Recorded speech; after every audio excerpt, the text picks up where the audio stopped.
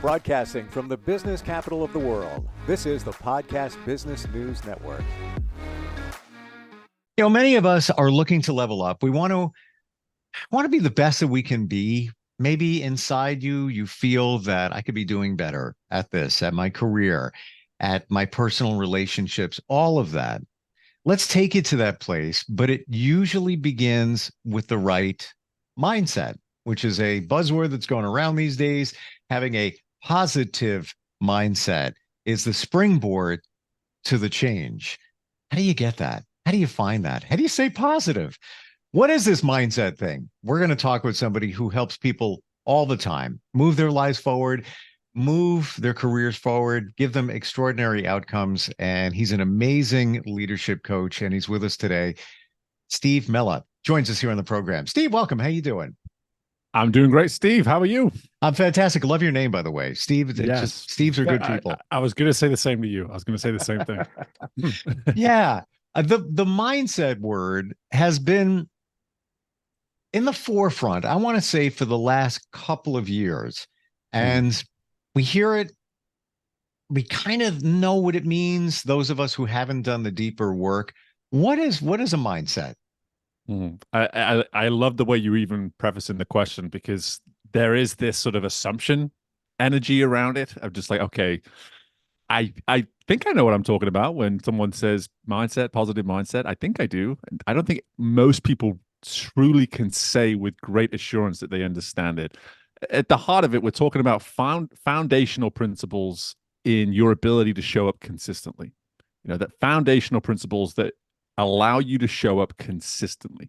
And what I like about presenting it that way is that doesn't necessarily indicate whether it's going to be a positive or a negative mindset, because some of those foundational principles may have a lot of negative connotation, may have a lot of negative beliefs within them that are preventing you from showing up the way you would need for your mindset to show up. And that's why so much of my work is getting into the weeds, if you will, and getting beneath the surface and saying, where are some of these fixed mindsets originating from? Where are some of these limiting beliefs originating from that are actually preventing you from showing up with that potentially positive mindset? Because the fact is, Steve, most of the time, we don't even know we're doing it. We have no idea that this voice or this energy or these beliefs are at play, and it is affecting the potential positive mindset that we could show up with each and every day. Interestingly, my perception with the word mindset is a positive mindset, but learning from you now as we're talking about it doesn't necessarily mean that it needs to be positive. It's just a mindset. Basically, I'll call it a GPS that is, to your point, consistent. Is that the right way to look at it? Absolutely, because the use of that metaphor, if you will, of a GPS is, okay, in many ways, the way in which we're showing up in our mindset is having a direct influence on the destination we're going to arrive at. It could be a destination of success and fulfillment. It could also be a destination of complete disappointment.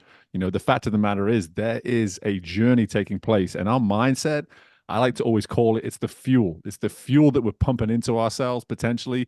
We just got to make sure we're pumping in the right kind of fuel.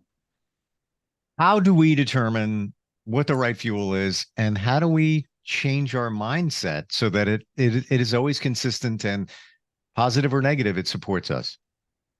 Yeah, the first thing I always go to is influence, and that comes in all shapes and sizes. It in its most direct form, who are the people you're hanging out with every single day? What impact are these individuals having on you?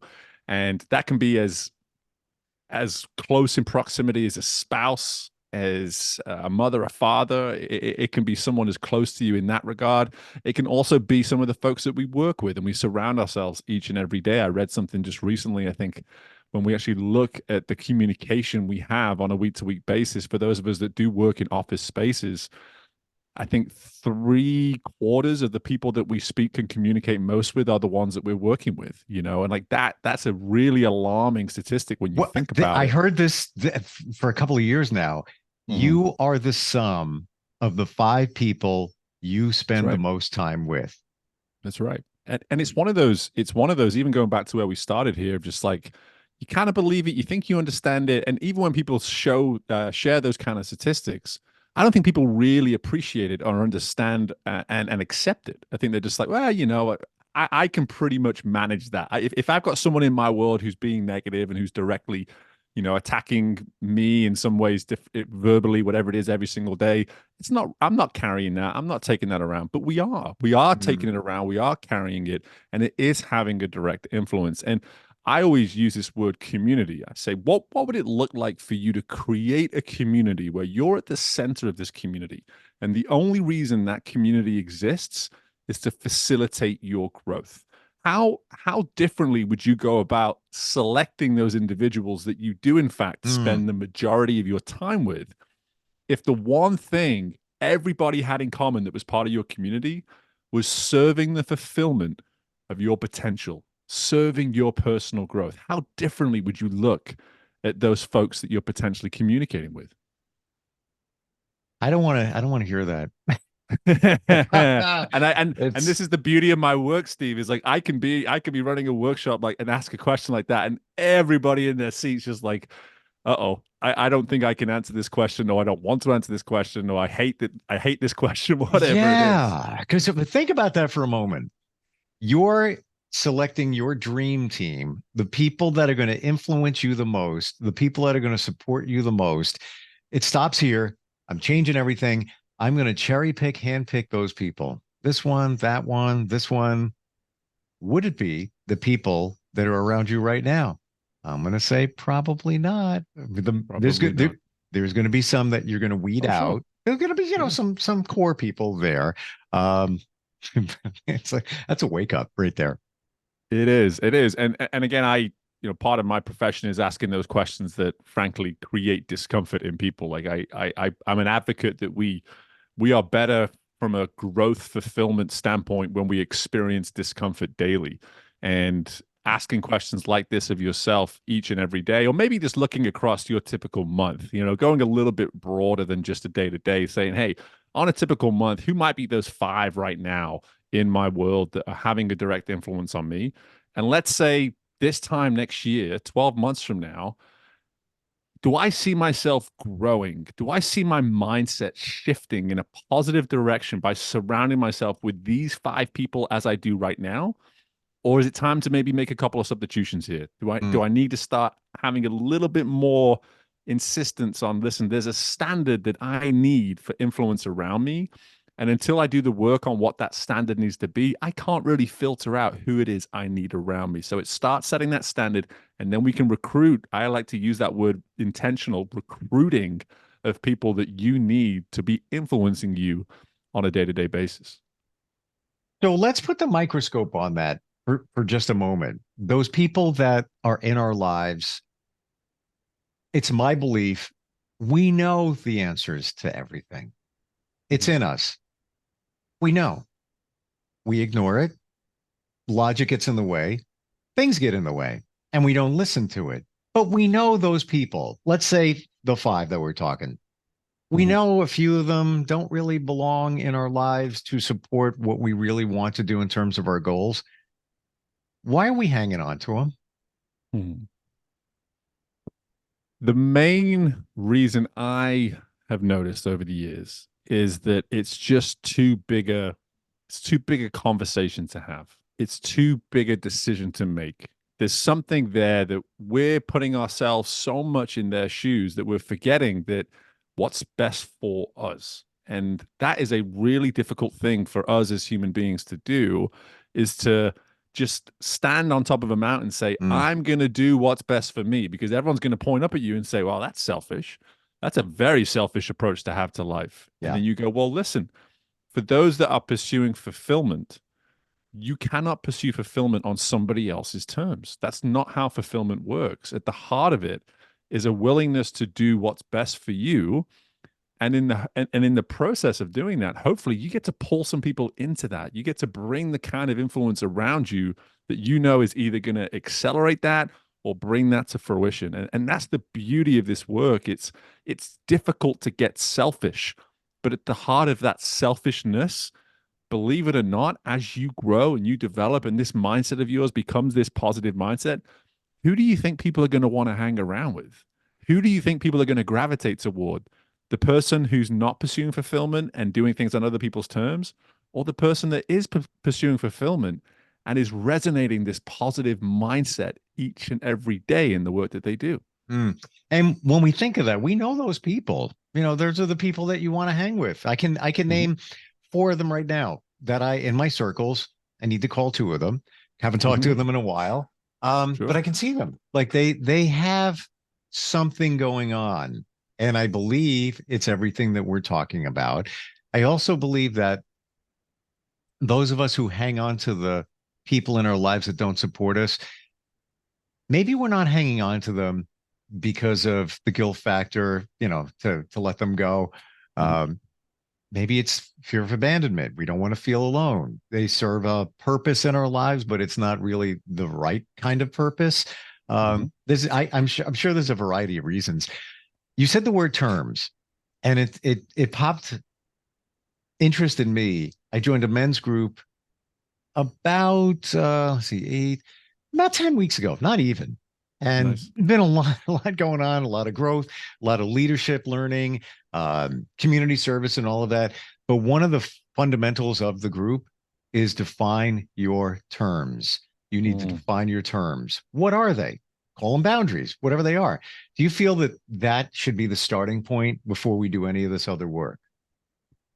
I do. And again, you can always answer these sort of questions with it depends, just based on who it is that's coming into it. But let's speak to the majority. And I agree with you completely on that, is that to the majority, there's no doubt that creating some form of terms on the front end is so important. And what I find interesting is that the work around community and that direct influence is one of the most effective way to create those terms, because I love creating that analogy of, hey, this is a community. Population is probably no more than 5. That's enough. You can have many people outside of it, but these are your go-tos. These are your ones that when things hit the fan, you want these folks on your side. You want them on speed dial. You want them to be able to come knocking on your door and be that shoulder, be that voice, be that ear that you need at that time. The reason I talk about that is it forces you to immediately look in the mirror and say, if I'm going to ask for this sort of community around me, that's a big ask.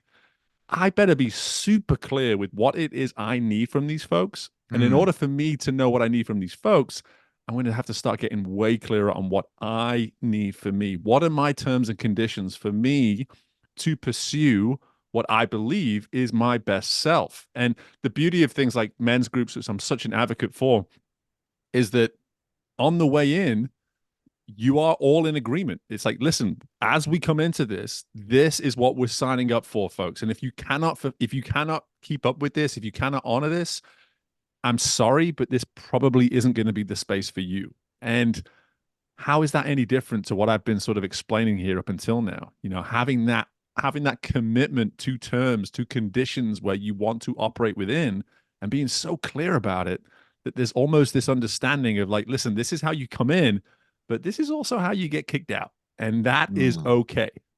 Yeah. Thank you for that. Cause that's how the group operates. You show up late, you're out. That's it. Because it's disrespectful to the others. You get one pass and that's it. Sure. You're like the mirror. You're the mirror in front of us, because I said that I need to call these 2 people. And actually one of them referred me to this group. I haven't talked to him. I saw him for, quick second here and there. I haven't really had a conversation deeper with him in, I don't even know. Why haven't I called him? Because I haven't officially, in my mind, defined what my true terms are and what my expectations are, even for that relationship. And I keep putting it off. And I didn't realize it until you just said that. Yeah. And what I love about that example, Steve, is that you're honoring this key component to any community that you build, is that of respect. And respect is this reciprocal part of the relationship. In this case, from what I'm hearing here, not to put my coaching hat on right now, but I'm going to do it anyway, is this notion of like, hey, listen, you have such a respect for this relationship and an appreciation for the guidance that this individual is giving you by leading you into this men's group. You probably want to make sure that you're at a point in terms of the commitment, the investment, the progress that you've made to be able to then turn around and say, hey, because of your investment in me, I want you to hear the return. This is the return that you got for that investment. And that is when the community is at its absolute finest, is when we not only recruit these folks in, but they start to shift our mindset. Going back to that original part of this, they shift our mindset to a point of, hey, I have the utmost respect for these people because of what I've asked of them. The last thing I want to do is to ever show up with no return for the investment that they're putting into me. I want to I want to bring bags of return to these people because these folks are the ones that are willing to invest in me. Exactly it. Thank you. That's why you do what you do. And I kept putting it off and I didn't really define it in my mind. I'm a big proponent of writing it down. Like when you write it down, research has shown the connection from here to the hands. And I don't mean typing, I mean writing, so that it is making a deeper connection. Now it's staring you in the face and it's clear. You got clarity. Steve, tell us about your journey. What got you to the point where you are now? By being the complete opposite of everything that we have been speaking about so far. For me, my climb, if you will, my journey to where I am today, it started at a very, very low level. And I was a former world-class swimmer. I swam in college over here in the United States. That's how I ended up in the US. Don't let the British accent confuse you at all. But yeah, so I made that a career in many ways until about my 23, 24. And then once I retired, I moved into swim coaching, and then I had an issue being able to work here in the United States and ended up having to move back to England very suddenly. Wasn't the plan. And then I was faced with me, myself, and I for the first time in a real long time. And I wasn't a huge fan of that guy. I really wasn't. And spent about 6 to 12 months kind of sitting in this pool of self-pity and just not really loving myself a whole lot, and got to this point where it was like, well, listen, there's a way out of this. You have to want to get out of it firstly. And I believe that I did. So I started to just do some of that self-reflection work at the heart of that foundation, as I alluded to at the beginning here, is like, what are some of these foundational principles that I once had when I felt like life had so much direction that I'm now missing because life feels like it has no direction? And I was able to just start to latch on to some of those foundational principles that made me the athlete that I was. I started to gravitate back towards that version of myself and realized he hadn't gone anywhere. He was just hiding. He was just hiding. He didn't want to come out. He didn't want to be himself anymore because he wasn't a swimmer anymore. It's like, how do I show up in the world as this different version of myself? What does that part of this process look like? But once I established some of those foundational principles, we're talking about circa 2013, 2014 now. I've been on this decade journey now, which is in no way come to an end. Now the appetite for it continues to grow daily, but the part of that has just been continually putting this investment into myself foundationally to show up with the kind of mindset that's going to allow me to, in many ways, capitalize on life. I love putting it that way to clients when I first start working with them.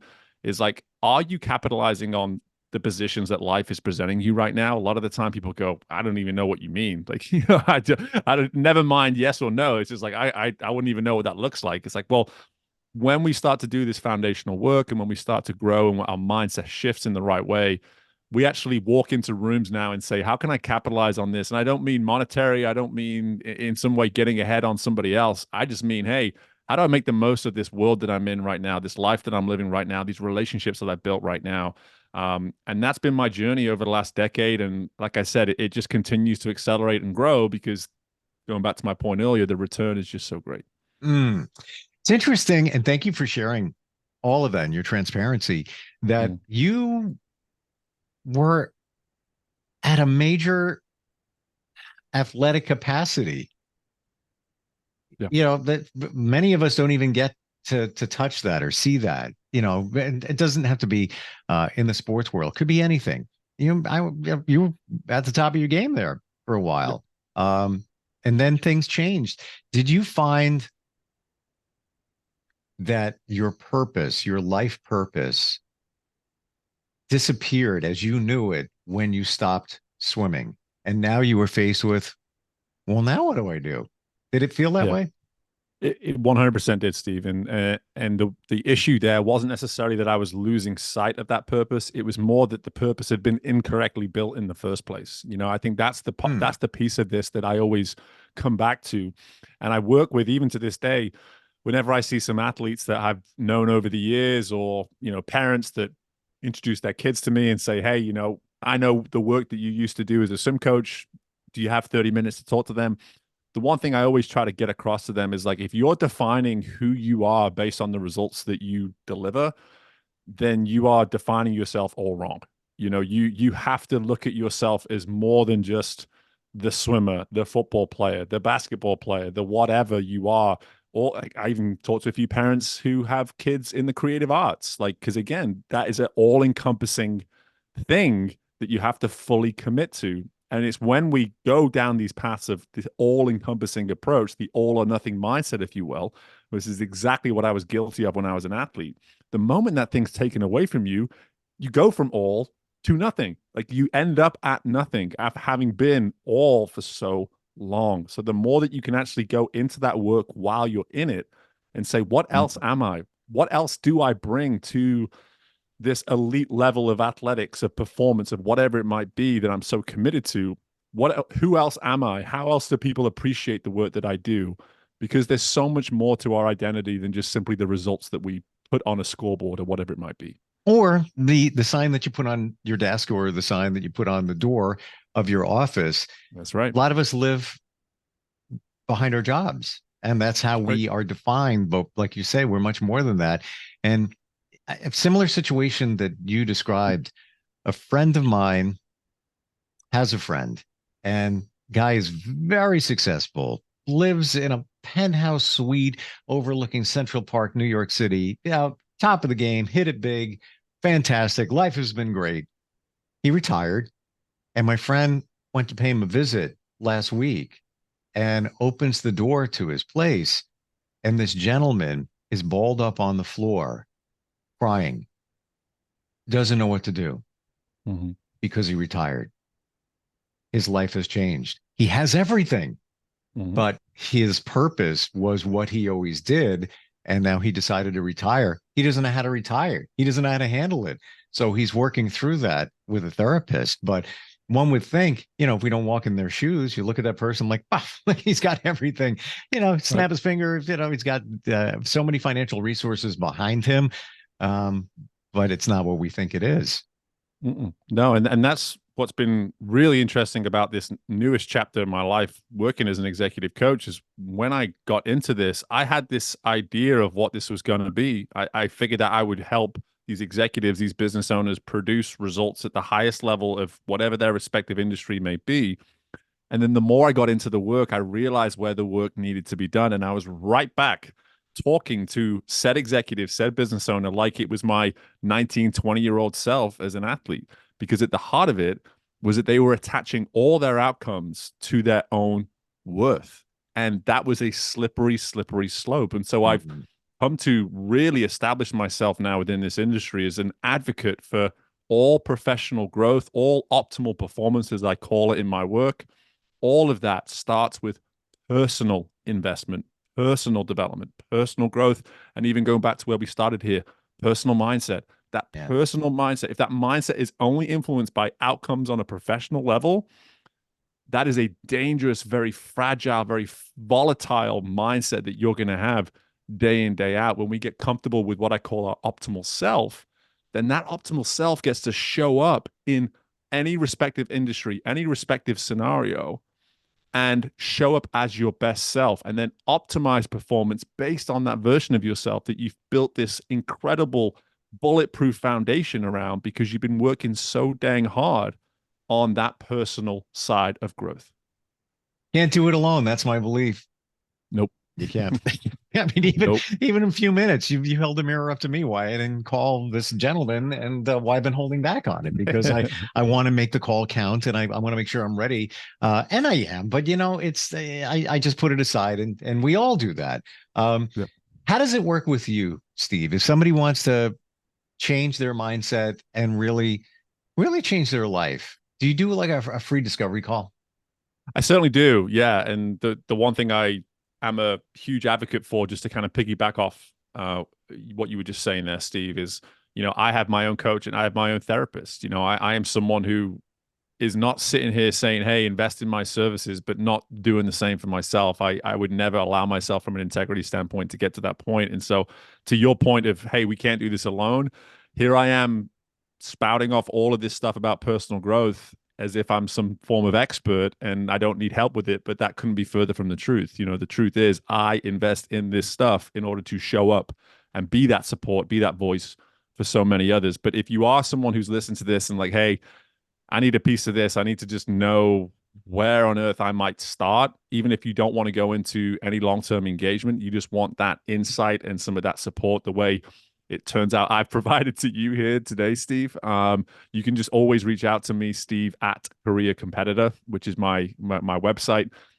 Or you can always go to just Instagram and find me at Coach Steve Mellor as well. But just please, I love making time for folks, grabbing a virtual coffee, 30 minutes, 45-minute discovery call. I'll be happy to help.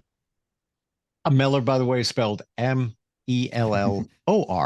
That's it. Fantastic talking with you. I love your clarity, how this stuff can seem a little woo-woo to some of us, but you make it very clear.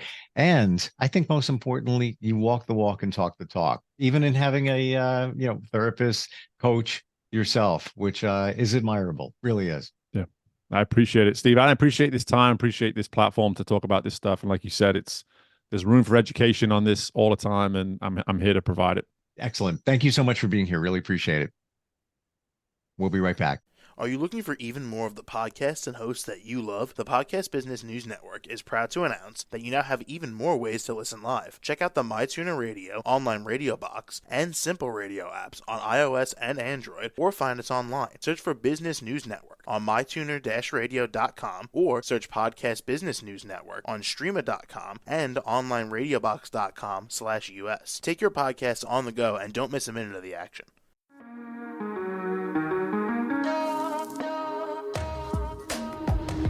Broadcasting from the business capital of the world, this is the Podcast Business News Network. For nearly 2,000 severely injured veterans, everyday life has become filled with barriers. Day-to-day simple tasks can become pretty daunting. I have to carry my chair up 2 flights of steps or have somebody do it for me. What scares me the most is just the falling. When I'm struggling with my house, I think, to have that one great barrier just knocked down, it's crucial. Home for Our Troops is a wonderful nonprofit that builds a mortgage-free, fully adaptive, handicap-accessible house. And there's no catch. It'll be our very first home that we've ever owned. This is a game changer. This is where your life begins again. We need you to join us in completing this important mission. Please visit hfotusa.org and help build homes and rebuild lives. Because of you, everything's going to be okay.